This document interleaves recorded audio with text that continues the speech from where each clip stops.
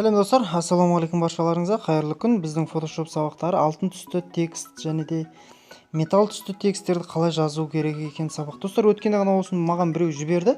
Дәл осындай нәрсені достар, біреу 300 теңгеге біреуге жасаттым. Ол компьютермен жасапты достар. Бұны жай ғана соткамен жасау оңай жол достар.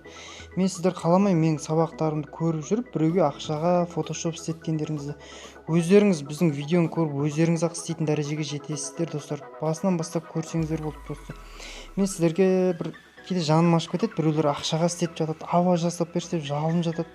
Жай ғана сабақты көріңіздер, өздеріңіз үйреніп жалынбай ақ істеңіздерші. Басқа біздің группадағы жігіттер мен қыздар сіздерге өтініш, өздеріңіз істейтін дәрежеге жетіңіздер.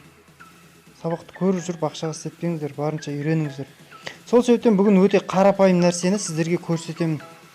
Ол өте қарапайым, бұдан кейін осыны үйреніп алып, басқаға да үйретіңіздер достар. Бірден ақшаға істеп беремін деймін. Достар, мінекей әрмен қарай плюс батырмасы. Окей, мен сіздерге видеомен үйретемін, бұдан артық үйрете алмаймын. Маған SMS-пен жазады, видеомен үйрене алмаймыз деп. Достар, мінекей дәл осы жерден обой жасыл түс, мінекей осындай жасыл түс. Жасыл онда да ерекше жасыл түс достар. Мен неге именно бұл түсті таңдағаным, тексті, алтын түсті тексті осы түс ашады. Білмеймін, сіздерге мүмкін басқа түс ұнайтын шығар, басқа түске қойып көріңіздер, бірақ маған осы түс ұнайды. Текстке кіреміз, әдеттегідей текстке кіреміз, яғни өзіміздің атымызды қысқаша жазамыз. Менікі Мико, сол себептен Мико деп қысқаша жаздым. Ағылшынша жаздым. Ағылшынша жазылған шрифттерге өте көп таңдаулар болады. Окей. Арасын ашамыз, мінекей мой фонттың ішіне мен тексттер. Достар, бұл шрифттерді сіздер біздің қазақша шрифттер деген жерде тақырып бар. Орысша әдемі шрифттер деп бар жазып кеткем, сол жерден алсаңыздар болады. Менің сұрағанмен пайдасы жоқ. Дәл бұл шрифт қалай аталатынын білмеймін достар. Менде фонттың ішінде 1040 шрифт жатыр. Именно осы шрифттің қалай аталатынын, қайсысы екенін білмеймін достар. Сол себептен ссылкасымен кіріп алсаңыздар болады. Окей достар, енді міндетті түрде мән беріп қарайтын нәрсе, светке кіреміз және текстураға кіреміз. Соңғысы. Сіздер түсін қоясыздар, мінекей үстін басса осылай текстура өседі. Енді мінекей қызылмен көрсетілген жерді басасыздар.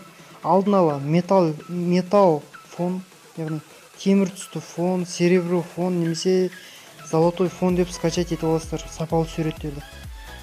Дәл осылай суреттің үстінен бассаңыздар, автомат түрде текстің үстіне түседі. Мінекей достар, металл золотойға қойып көрсе, жай ғана добавить фото сияқты үстінен басып қалсаңыздар, автомат түрде текстің үстіне түседі бұл достар. Әрмен қарай обводкасын жасаймыз, яғни контур сыртындағы контур, бұларға аса қатты қажет жоқ достар.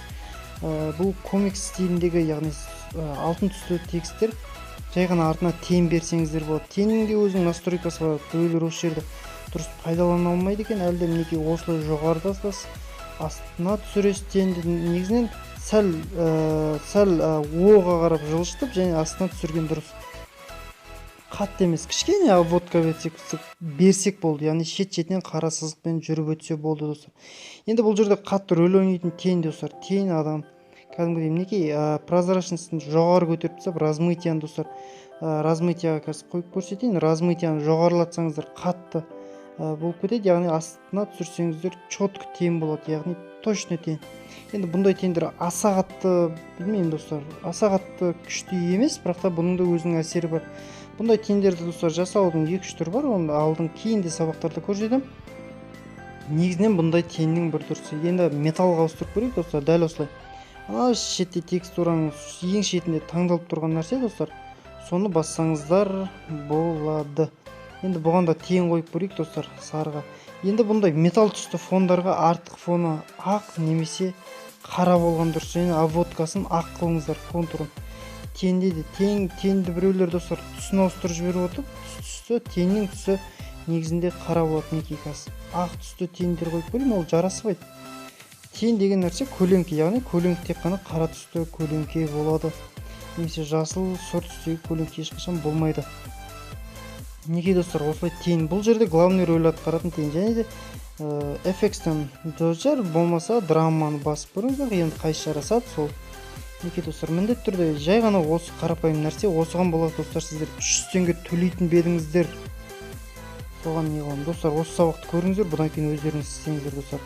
Ешкімге жалынып, ешкімге мұқтаж болмай өздеріңіз үйреніңіздер. Мен сол себептен сіздерге қазақша сабақтар түсіріп жүрмін. осы біздікілер әйтеуір ешкімге жалынбай ақ қойсыншы деп. Мінекей золотой түстегі, яғни алтын түстегі не шрифт. Жай ғана достар шрифт және де цветтің ең соңында текстура тұрады. Текстураның сол жақ бетінде кәдімгі добавить фотоның значок тұрады. Жаңа қызылмен көрсеткен. Соны басып, керекті фотоның үстінен басып қалсаңыздар, шрифттің үстіне автоматты түрде түседі достар. Сіздерге ұнады деген ойдамын достар. Сіздермен болған мен Мико Про. Пайдам тисе қуаныштымын. Сау саламатта болыңыздар.